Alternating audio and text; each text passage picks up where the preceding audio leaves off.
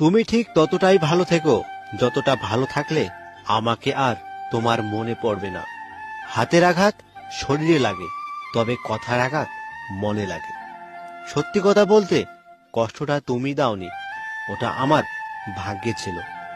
আজ হয়তো তোর কাছে সময় নেই আমার সাথে কথা বলার, একদিন দেখবি তোর কাছে অনেক সময় থাকবে। শুধু তোকে মিস করার মতো আমিটাই আর থাকবো না। আমার ভাগ্যে এতটুকু দুঃখ থাকতো না যদি ভাগ্য লেখা দায়িত্বটা আমার মায়ের হাতে থাকতো। প্রয়োজন শেষ হয়ে গেলে বিরক্ত তো লাগবেই, এটাই বাস্তব। হোক সে বন্ধুত্ব অথবা ভালোবাসা। কাউকে স্বপ্ন দেখিয়ে চলে যাওয়া অনেক সহজ, কিন্তু সাথে থেকে স্বপ্নগুলো পূরণ করা অনেক কঠিন। জীবনে তিনটি মানুষকে কখনো ক্ষমা করতে নেই। নাম্বার 1, ভালো না বেসে যে ভালোবাসার অভিনয় করে।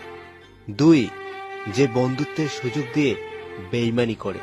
নাম্বার 3, যে বিশ্বাস নিয়ে খেলা করে। ইগনোর করার আগে ভেবে নিও, আর কোনোদিন প্রয়োজন পড়বে না তো।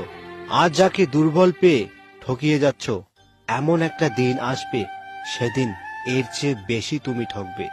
একটা কথা কি জানো তো, কখনো কারো খারাপ চাইনি, তবুও সবার গল্পে আমি খারাপ। মিথ্যা অজুহাত দেখিয়ে পালিয়ে যায় তো তারা, যারা ভালোবাসার নামে অভিনয় করে। এখন কেউ আই লাভ ইউ বললে তাকে খুব বলতে ইচ্ছে করে। কতদিনের জন্য অভিনয় করতে চাও? মানুষ আত্মহত্যা কেন করে জানো? কি বলছো? মরার জন্য?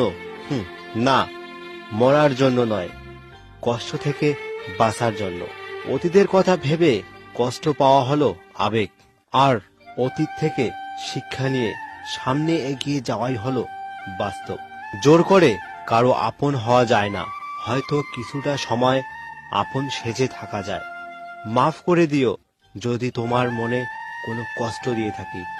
কে জানে, কাল হয়তো নাও বেঁচে থাকতে পারি। কাউকে ভালোবাসলে এতটাই ভালোবাসো যেন সে কষ্ট পেলে সবার প্রথমে তোমাকেই খোঁজে। সত্যি কথা বলতে ভালোবাসি বলেই একটু সন্দেহ করি, কারণ হারানোর ভয়টা বেশি পাই।